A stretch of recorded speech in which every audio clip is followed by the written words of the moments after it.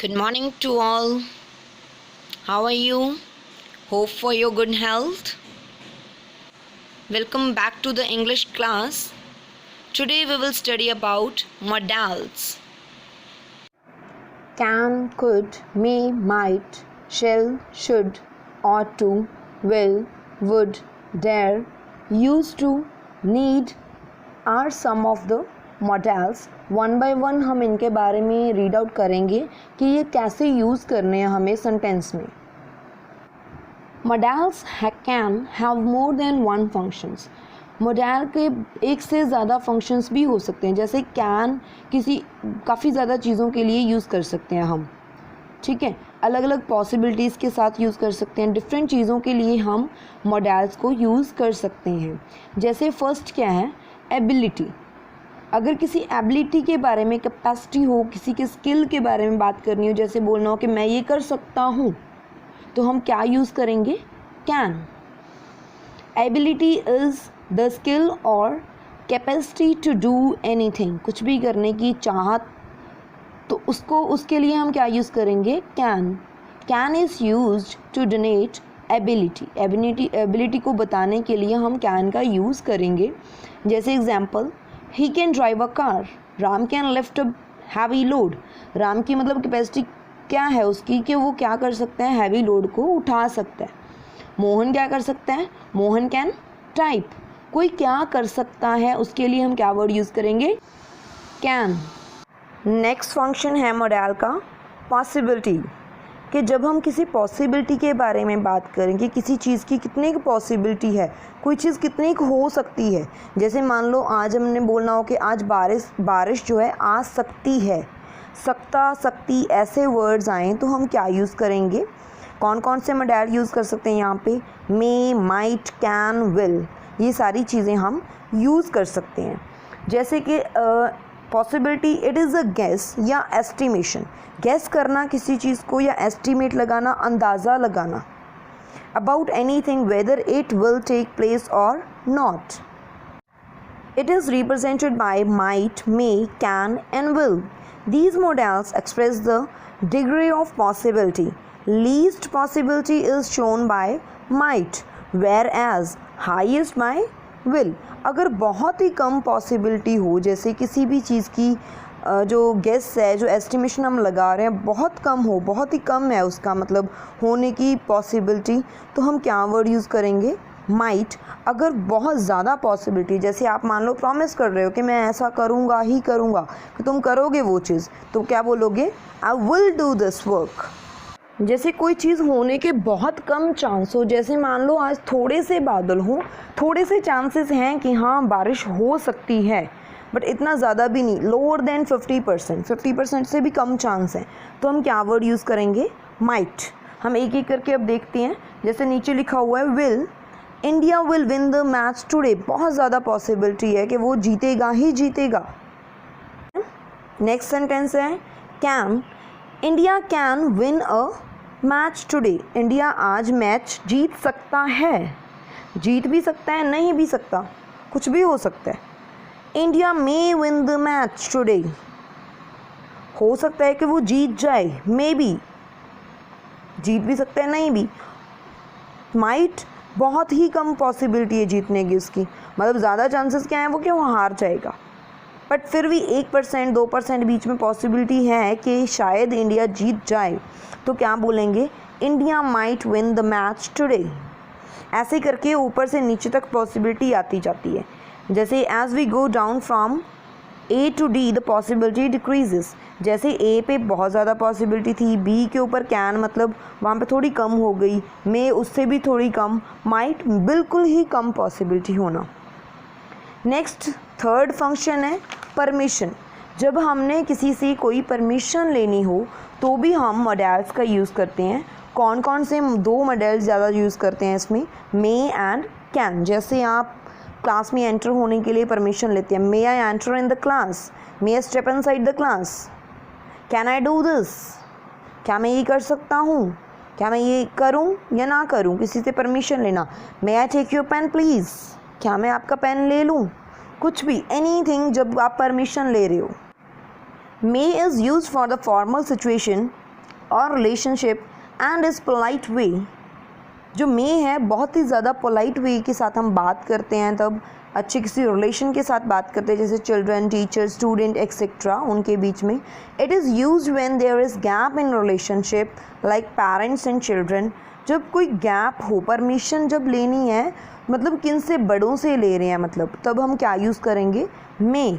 जैसे टीचर के सामने बच्चा अपनी कोई परमिशन लेता है, बच्चा कोई काम करने के लिए टीचर से परमिशन लेता है, अगर बच्चा बच्चे से किसी काम के लिए परमिशन लेता है तो वो क्या यूज़ कर सकता है, कैन। जैसे हमने किसी भी रिलेशन, जैसे इनफॉर्मल रिलेशन में बात कर रहे हैं, कोई फ्रेंड से बात कर रहे हैं, ब्रदर अपने भाई या बहन से बात कर रहे हैं, तो वो होते हैं इनफॉर्मल रिलेशन, अपने एज ग्रुप वाले, ठीक है। कोई एज ग्रुप का ज़्यादा गैप ना हो, तो उनके लिए हम अगर परमिशन ले रहे हैं उनसे, तो हम कैन वर्ड यूज़ कर सकते हैं वहाँ पे। जैसे कि example, can I go now, Mahesh से पूछ रहे हैं कि क्या मैं जा सकता हूँ, ठीक है। नेक्स्ट है रिक्वेस्ट। अगर हम रिक्वेस्ट कर रहे हैं किसी चीज़ के लिए, क्या मैं ऐसा कर सकता हूँ, कोई हमें रिक्वेस्ट कर रहा है, although permission and request both fall under the same category of asking something. Permission लेना या रिक्वेस्ट करना वो सेम ही कैटेगरी में आते हैं। रिक्वेस्ट थोड़ा होता है कि थोड़ा लेस फॉर्मल होता है, परमिशन में थोड़ा हम फॉर्मेलिटी के साथ परमिशन लेंगे, रिक्वेस्ट मतलब हम बोल देते हैं प्लीज़ ऐसा कर दो, ठीक है। Mainly 3 models are use to make request like can, could and would. ये 3 यूज़ करेंगे हम। कैन इज़ क्वाइट इनफॉर्मल, जब हम बिल्कुल ही अपने फ्रेंड्स के साथ बात कर रहे हैं, उनसे कोई चीज़ के लिए रिक्वेस्ट कर रहे हैं, तो हम कैन यूज़ कर सकते हैं। And frequently used, whereas would and could are more polite. Could and would जो होते हैं थोड़े ज़्यादा मतलब पोलाइट वे में होता है, मैनर ज़्यादा शो होते हैं अगर हम वुड या कुड वर्ड यूज़ करेंगे तो। जैसे कैन यू हेल्प मी, क्या तुम मेरी हेल्प कर सकते हो। Would you please pass the salad, क्या तुम मुझे सैलेड पास कर सकते हो। प्लीज़ भी बोल रहे हैं, ज़्यादा पोलाइट वे है ये थोड़ा, ठीक है। Could you lend me ₹10,000 as I have to pay my EMI। तो अब उन्होंने 10,000 रुपये किसी से लेने हैं, तो ऐसे अगर रोब से बोलेंगे फिर थोड़ी ना कोई देगा, बहुत ही ज़्यादा पोलाइट वे के साथ बात करनी पड़ेगी, प्यार से रिक्वेस्ट करनी पड़ेगी कि मुझे प्लीज़ 10,000 रुपीज़ क्या तुम दे सकते हो, ठीक है। यही डिफरेंस है। 5th वन इज़ ड्यूटी और एडवाइस। या तो हम किसी को उसकी ड्यूटी के बारे में बोल रहे हैं या कोई उसको एडवाइस कर रहे हैं किसी चीज़ के लिए, तो हम must, should and ought to use करेंगे उसके लिए।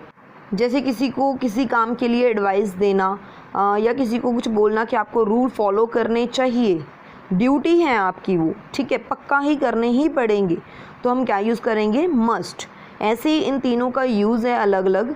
For expressing duty you must use must, should and ought to. Duties also have degrees of necessity.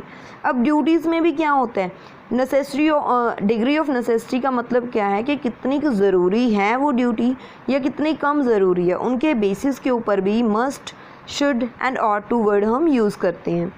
Degree of necessity can be measured from the fact what will happen if particular duty is not performed. हम उसकी ये चीज़ कैसे देख सकते हैं कि कौन सी duty ज़्यादा ज़रूरी है। तो अगर हम उस चीज़ को ना करें, उस ड्यूटी को ना करें, तो क्या नुकसान हो जाएगा, क्या होगा, उसके अकॉर्डिंगली हम डिसाइड कर सकते हैं कि कौन सी ड्यूटी जो है हमारे लिए ज़्यादा इम्पॉर्टेंट है, कौन सी कम इम्पॉर्टेंट है। If the result is horrible, horrible मतलब बहुत ही ज़्यादा डरावना, भयंकर, कोई ख़तरनाक रिज़ल्ट निकलेगा, तो मतलब उसका क्या है कि वो ड्यूटी जो है आपके लिए बहुत ही ज़्यादा इम्पॉर्टेंट है, बहुत ही ज़्यादा अर्जेंट है। But if the result for non performance is mild, normal है, चलो उसके रिज़ल्ट अगर ना भी किए तो ठीक है, कोई बात नहीं, तो वो ड्यूटी जो थोड़ी है लेस कंपल्सरी है। And if the result has little effect, थोड़ा बहुत इफ़ेक्ट पड़ रहा है आपका, तो मतलब थोड़ी बहुत ड्यूटी इम्पॉर्टेंट है आपके लिए, तो इनके अकॉर्डिंग आपको यूज़ करना है शुड, ought to या must। For the must, urgent और कंपल्सरी ड्यूटी, मस्ट कब यूज़ करेंगे, ज़्यादा ज़रूरी, जो बहुत ही ज़्यादा अर्जेंट है, जो कंपल्सरी है, तो मस्ट का यूज़ करेंगे। अगर थोड़ी लेस जो कंपल्सरी हो तो उसके लिए शुड यूज़ कर सकते हैं। मर्जी है उसकी, करे या ना करे कोई बात नहीं, ठीक है। अगर हमारी वो मॉरल ड्यूटी है, जैसे हमें प्लांट्स लगाने चाहिए, ये हमारी मॉरल ड्यूटी है, ये ऐसा हमें करना चाहिए, टू पेरेंट्स की रिस्पेक्ट करनी है, तब हम यूज़ कर सकते हैं ऑट टू, ठीक है। वो मॉरल ड्यूटी है हमारी। We should pay, we must pay taxes, हमें टैक्स पे करने चाहिए, ज़रूरी है ये। We should respect our elders, हमें एल्डर्स की रिस्पेक्ट करनी चाहिए। अगर कोई नहीं कर रहा तो हम क्या कर सकते हैं, ठीक है। तो हमें बताना ज़रूरी है कि ये आपको, ये ड्यूटी है जो आपको करनी है। We ought to speak truth, हमें सच बोलना चाहिए, मॉरल ड्यूटी है ये हमारी। फॉर एडवाइस, अगर हमने किसी को एडवाइस करना है तो शुड एंड मस्ट हम ज़्यादा यूज़ करेंगे। इफ़ एडवाइस इज़ फोर्सफुल, अगर जो एडवाइस है हमारी वो फोर्सफुल है, पूरी मतलब फोर्स के साथ हम उसको बोल रहे हैं, ज़्यादा स्पेसिफिक है, तो क्या यूज़ करेंगे, मस्ट। अगर कैजुअल है, नॉर्मल में वे में बोल रहे हो तो हम क्या यूज़ कर सकते हैं, शुड। जैसे कि एग्जांपल्स क्या हैं, you must prepare for IAS as you are good in general studies. क्या कह रहे हैं इसमें कि तुम्हें IAS के साथ IAS की प्रिपरेशन करनी चाहिए, उनके जो टेस्ट होते हैं उनके लिए प्रिपेयर करना चाहिए। क्यों, क्योंकि तुम बहुत ही ज़्यादा अच्छे हो जर्नल स्टडीज़ में, ठीक है। तो उसके लिए क्या बोल दी कि कंपल्सरी तुम करो ही करो, यही चीज़ करनी ही चाहिए तुम्हें, एडवाइस पक्की एडवाइस है ये। तो नेक्स्ट क्या है, you must prepare your competitive exam, तुम्हें अपना कॉम्पिटिटिव एग्ज़ाम प्रिपेयर करना चाहिए। व्हाट शुड आई डू, मैं क्या कर सकता हूँ अब। नेक्स्ट देखते हैं, नेक्स्ट है पास्ट एक्टिविटीज़ के बारे में बात करना। कोई चीज़ जो, कोई भी एबिलिटी जो हमारी पास्ट में हुई हो, कोई भी एक्टिविटी पास्ट में हमने कर ली हो, could, might, would and use to, ये यूज़ करेंगे हम पास्ट एक्टिविटीज़ के लिए। जैसे कुड है, हम इसको यूज़ कर सकते हैं पास्ट की एबिलिटी, मान लो बचपन की जो एबिलिटी हो आपकी, बचपन में कोई काम आप कर सकते थे, उसके लिए आप क्या वर्ड यूज़ कर सकते हो, कुड। एग्जाम्पल देखो यहाँ पे, he could swim when he was 10 years old, जैसे वो 10 ईयर का था तब भी वो स्विम कर सकता था। He could speak Bengali when he was a kid, छोटा बच्चा था तो भी वो बंगाली बोल सकता था। नेक्स्ट है might, it is used to express past possibility, past में कोई चीज़ की पॉसिबिलिटी हो, चांसेस हों, उनके लिए हम क्या यूज़ करेंगे, might. He might reach if he wanted, अगर वो चाहता तो वो पहुंच सकता था, ठीक है। यूज़ टू हम कब यूज़ करते हैं, जब हमने पास्ट हैबिट्स के बारे में बात करनी हो, ठीक है। जैसे मैं ऐसा करता था, I use to do this, I use to sit on this very bench. जैसे मान लो आप नेक्स्ट क्लास में हो गए हो, पुरानी क्लास में जाके आप बता रहे हो किसी दूसरे को कि मैं इस बेंच पे ज़्यादातर बैठता था, ठीक है। तो आप क्या यूज़ करोगे, ही यूज़ टू या I use to sit on this very bench, इस बेंच पे मैं बैठता था। There use to be a big ground here, यहाँ पर एक बहुत ही बड़ा ग्राउंड होता था, ठीक है। नेक्स्ट है would, it is use to express future time counted not from present but from any specific time in past.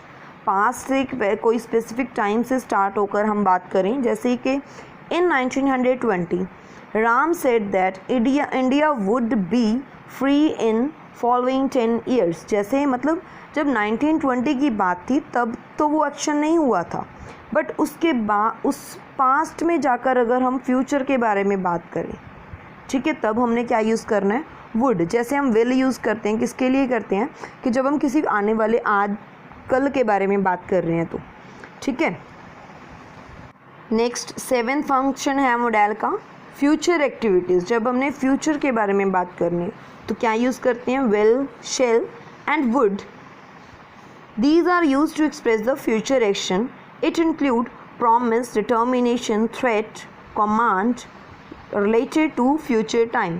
Future time में अगर किसी को कमांड कर रहे हैं, किसी को थ्रेटन कर रहे हैं, डरा रहे हैं, धमका रहे हैं, कमांड दे रहे हैं, तो हम will, shall and would का यूज़ कर सकते हैं। For planned program which is sure to happen, जो चीज़ planned है, sure है कि ये होगी ही होगी, तो उनके लिए क्या यूज़ करेंगे, will. If the program is not fixed for certain time in future, would is use. अगर कोई प्रोग्राम जो है वो फिक्स नहीं है, कंफर्म नहीं है, हमें पक्का नहीं है वो, तो वो हम वुड यूज़ कर सकते हैं। Shall is seldom use in, seldom मतलब कभी कभी यूज़ करते हैं हम मॉडर्न इंग्लिश में, अब चेंजेस के अकॉर्डिंग विल ही यूज़ कर सकते हैं शेल की जगह पे बेबी। तो if still we want to make a distinction, shall is use with first person whereas will is use with second and third person. मतलब अगर फिर भी हमने शेल का यूज़ करना हो तो हम क्या डिफरेंस रखते हैं इनमें, जो शेल है फर्स्ट पर्सन के साथ यूज़ होता है जैसे आई के साथ, आई एंड वी के साथ। विल कब यूज़ करेंगे, सेकेंड एंड थर्ड पर्सन के साथ, but it is not in front use. अब इसका यूज़ ऐसा नहीं है, मतलब हम इसको यूज़ बहुत ही कम करते हैं, करना है कर लो, नहीं तो नया भी करेंगे विल यूज़ कर लें, वो भी सही है हमारा, ठीक है। एग्जाम्पल्स दिए हुए हैं जैसे he will build house next year, ये कंफर्म है, पक्का है कि वो नेक्स्ट ईयर हाउस बिल्ड करेगा ही करेगा। नेक्स्ट है करेज, करेज मतलब हिम्मत। Dare is use to express courage, courage word के लिए हम क्या यूज़ करेंगे, डेयर वर्ड। जैसे हमने ये बोलना तुम्हारी हिम्मत कैसी हुई इस रूम में अंदर आने की, ठीक है। How dare you talk to me like this, तुम्हारी हिम्मत कैसी हुई मेरे साथ ऐसे बात करने की। क्वेश्चन में भी आ सकता है, इंटरोगेटिव में भी, या फिर नेगेटिव में आता है इसका ज़्यादा यूज़, नेगेटिव एंड इंटरोगेटिव में ज़्यादातर यूज़ करेंगे डेयर वर्ड का, ठीक है। नेक्स्ट है नेसेसिटी, जब हम नेसेसरी हो कोई चीज़, I need to do this, I need not come here, मुझे मेरी ज़रूरत नहीं थी यहाँ आने की, ठीक है। नेसेसिटी उसके लिए यूज़ करेंगे ये word need. It is use as modal as well as main verb, main verb की तरह भी यूज़ करते हैं, जैसे आई नीड दिस बुक, मुझे ये बुक चाहिए, ठीक है। चाहिए वर्ड आया मतलब मेन वर्ब जो है उसकी तरह भी यूज़ कर सकते हैं हम इसको। जैसे यहाँ पर देखो ही नीड नॉट कम हेयर, ज़रूरत नहीं थी यहाँ आने की, कम जो है यहाँ पर वो है मेन वर्ब एंड नीड हम एज अ मॉडल यूज़ कर रहे हैं। लास्ट फंक्शन देखते हैं हम, प्रेयर या फिर विशेस के बारे में बात करें। प्रेयर कर रहे हैं, विश कर रहे हैं कोई चीज़, तो हम क्या यूज़ करना है, मे, ओनली मे ही यूज़ करेंगे जब हम प्रेयर की बात करेंगे या विशेस मांग रहे हैं तो, ठीक है। May you live long, may you get good marks, may you be happy for whole life, ठीक है। ऐसा कुछ भी बोलना हो, अगर किसी को दुआ दे रहे हैं, प्रेयर कर रहे हैं किसी के लिए, may I score good marks. Next क्या है आपकी पूरी की पूरी जो भी ऊपर आपको बताया गया उसको इकट्ठा करके लिख दिया यहाँ पे कि कब क्या चीज़ हम यूज़ कर सकते हैं। अगर कैन की बात हो एबिलिटी, परमिशन या पॉसिबिलिटी के लिए यूज़ कर सकते हैं। एक मॉडल है, एक से ज़्यादा फंक्शंस के लिए यूज़ कर सकते हैं हम, ठीक है। तो मतलब जो भी आपकी प्रैक्टिस एक्सरसाइज है उसमें एक की जगह पे दूसरा मतलब कोई और भी आ सकते हैं, ज़रूरी नहीं कि जो लिखवा दिया वही आएगा। अगर ऑप्शन दिए हुए हैं तो उनमें से ही चूज़ करना है, अगर ऑप्शन नहीं दिए गए तो एक से ज़्यादा फंक्शंस आप यूज़ कर सकते हैं, ठीक है। I hope it is clear to everyone. Try to solve back exercise also, practice exercise जो दी गई है आपको। Okay, thank you so much, enjoy your day.